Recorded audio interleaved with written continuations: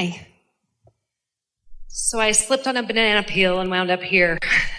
And it feels really good, but the last year and a half, I lost a business, lost someone I cared about, my father. Last year and a half, I had contrasting experiences that sharpened my desire. We're going to get over that. Sharpened my desire. I'm not a vibrational match to my desire yet, but I'm aware that benefit has come to me. And I'm looking forward to realizing the emotional benefit of this request, this asking. Yeah. So my story's changed. And you're right, it's the contrast. But I prayed for a change because I was falling into a lot of addiction and a lot of things that were not good for my life. And so I prayed for a change, and it came in a big, big way. And at first it was negative. First, we want to say nobody needs to pray for change because it's inevitable. But when you say I prayed for it, it means you lined up with the inevitable. Things are always going to change. They're always changing. They're always changing. And that's a good thing. You can't stand still. Things are always changing. That's like putting the seed in the ground and asking it not to grow. Its true nature is to change. It's interesting that you're saying that because I lost an organic produce farm. That was my love. But I don't want to talk about loss. Well, we don't want to talk about any of this. Yeah. Because all it does is practice a vibration that doesn't serve you. Right. But we do want to say to you that we are visiting with two people in the same seminar who were experiencing what they thought was profound loss. One of them, an artist driving across country, someone broke into her car and stole all of her examples of her talent. And she was on her way to Hollywood where she was going to display her talent so that she could work for them, and everything was gone. And we said, most of that isn't relevant to who you now are anyway. Just go and paint for them and let them see who you now are. Don't show them what you did 20 years ago and 15 years ago and 10 years ago or even last year. They don't want last year. They want who you are now. And the other one was a man who was in his 60s, who had built quite a big financial empire and had lost it all. Those were his words. I've lost it all. I'm too old to start over again.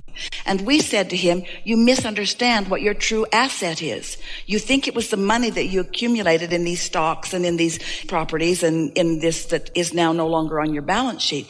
But your true value is your vibrational accumulation. It's your vibrational currency. And so there can be no loss. There is no loss. But you got to tap into your vibrational currency, which is at its most heightened state. You have more vibrational currency now, more asking, and therefore more ability to receive than you ever have before. But that old story will hold it apart from you. This story, which is the accurate story of the way the laws of the universe work and the way they apply to you, this story will free you to the realization of all kinds of new abundance. There is nothing like you believing, flawed premise, that you have lost something that you care about to put what you care about in a stronger place in your vortex. Nothing makes a creative vortex like losing, because in the knowing what you don't want, you ask in such a strong way. And you don't know it yet, but when you ask, it is given every time. So all that heartache and all that consternation and all that discord and all that discomfort has created something for you, the likes of which you have never seen. And there's a part of you that knows that. That's why you're saying, I prayed for it. I really wanted it. When you didn't really want it, you didn't even know you wanted it, but your inner being knew that you wanted it and you got it and now it's there. And that's the story that you want to start telling. Don't talk about that old story anymore. It'll just hold you in a place you don't want to be. When you didn't really want it, you didn't even know you wanted it, but your inner being knew that you wanted it and you got it and now it's there. And that's the story that you want to start telling. Don't talk about that old story anymore. It'll just hold you in a place you don't want to be. It's hard not to tell the old story when it's the only story you've got. Kind of like, hi. Who are you? I can't talk about it. Eventually I will, but right now all I'll do is shoot myself in the foot if I tell you how I got here. I'd just like to say to you, here is a really good place and it's going to get better. Oh, well, that's boring. I know. That's why I'm tempted to tell you. I know I shouldn't, but I lost my organic farm. Oh. Recently, I started studying A Course in Miracles. and I'm a very new student to it, but in the Course it says that we think we have many problems, but we really only have one, and that one problem is the separation from God, our source. Perfectly said. It seems like we heard that today 100 times. And there's really only two things, love and fear. Ego, fear, love. Wait. Source. More? Tell us more. So, only two things. What are they? Fear and love. Ego, love. Well, let's call it alignment or not. Right. And in really practical terms, let's call it satisfied and less satisfied. Because if you put yourself in a position where you feel fear and someone says there's only two things and you should choose love instead of fear, you're in deep doo-doo. Because you cannot find anything close to love when you're in fear.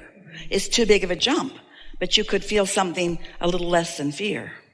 So I'm trying to shine love on what I used to consider fearful things. But the thing about that is, when you say, I'm going to shine love on fearful things, so you get a good look at the fearful thing. And now you got no access to love.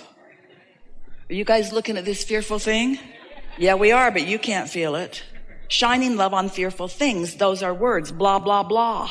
They are words. They don't mean anything. You can't get there from there. You cannot shine love on fearful things. You can shine love on hopeful things. And you can shine hope on frustrating things. And you can shine frustration on angry things. And you can shine anger on resentful things. And you can shine resentment on fearful things. But you can't shine love on fearful things because the gap is too big. That's like setting your radio dial on 106 AM and expecting to hear what's being broadcast on 97.7 FM. The frequencies have to line up better than that, you see. What we hear you saying is, I want to feel good, and when I don't, I try to feel better anyway. But just give yourself a break. Don't ask yourself to take great big steps. Nobody can. Law of attraction won't let you. And law of attraction is your friend. Doesn't sound that friendly, does it? Law of attraction is your friend. It's your friend because it's consistent. And it's your friend because it will always bring you evidence of how you're vibrating. And if you don't know what your vibrational offering is, then you can't do anything about it. The good news is that when you go to sleep at night, that momentum stops. And when you wake up in the morning, you have a very high probability of being able to shine love. Not on fear. You can shine love. I'm awake and I'm shining love. Let me find some fear to shine it on. Where'd the love go? Where'd the love go? The love went away.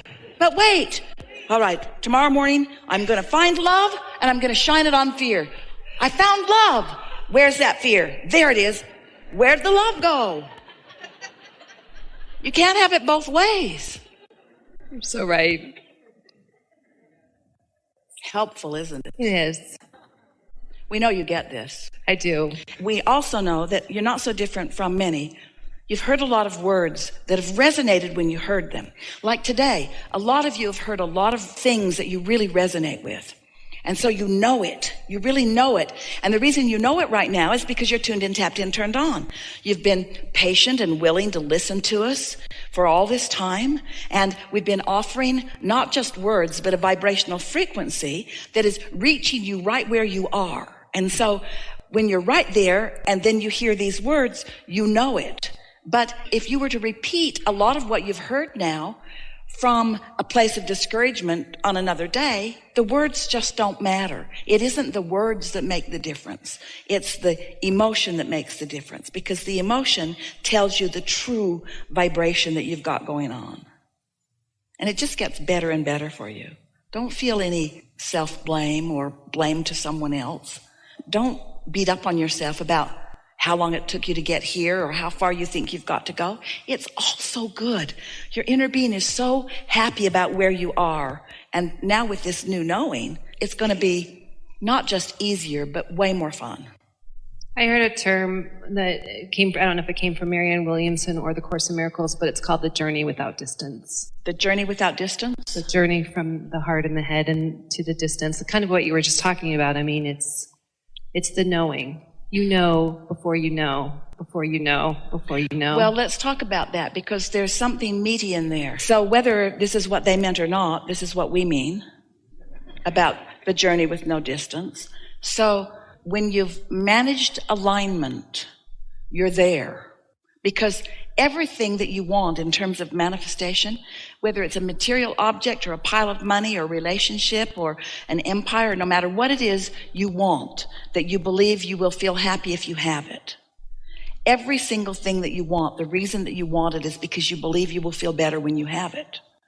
So when you show yourself that you can feel satisfied, whether it's manifested or not, then you have accomplished your journey. You haven't had to go the distance to accomplish the journey. You see what we're getting at? You accomplished what you were reaching out for. Because this distance, these goals, they are elusive in this way. Start again. The accomplishment of everything that you want in any point in time is elusive because you can't stop asking for more. So there's always going to be more coming down the pipeline to satisfy you. And there will never be a time that it has all come down and you've received it all. And then you say, hallelujah, I am now the receiver of all of it. That will never be. And that's the biggest sales job that we're wanting to accomplish here today. Because if you will accept that you're not ever going to get it all done, it's easier for you to be satisfied with what's happening right here and now. And oh, the bliss of that. The bliss of realizing that it's syncing up with who you really are that you're reaching for. So let's just take it from a human standpoint, because you often want to say, I must have had a good reason for coming here. It has to have been important. And we say, it is important. And then you say, and so did I come to make this world a better place? And we say, you being here cannot help but make this world a better place. But it was not your responsibility and it was not your goal. You could not help but positively add to the upliftment of this time and space. And then you say, so what is the purpose of me being here? And we say, to find some things that you want. And then you say, then therefore, isn't it important that I satisfy those things that I want? If I've come to identify things that I want, then must I not accomplish those things that I want in order to fulfill my reason for being here? And we say, that's what trips you up. Because what you want is to be in this physical form with the freedom to think whatever thoughts you are choosing and the ability to come into alignment with your source about those thoughts. Stay with us for a minute, because we must be tying your brain into a little bit of a knot, and we want to untangle it. We really want you to hear this. So you said, I'll come and I'll find new things to focus upon. And we said, and when you do, we will focus with you. And then you said, and I will align to your focus about the new things that I found for us all to focus on. Did you hear it? Did you hear it? I'll come forth, you said, into my physical body, and I'll find new things for all that is to focus on. And we said, and when you do that, we'll focus on them. You'll put them in your vortex and we'll focus on them. And then you said, and I will find alignment with you focusing on what I found for us all to focus on. And we said, and that is creation. That is creation. Thank you.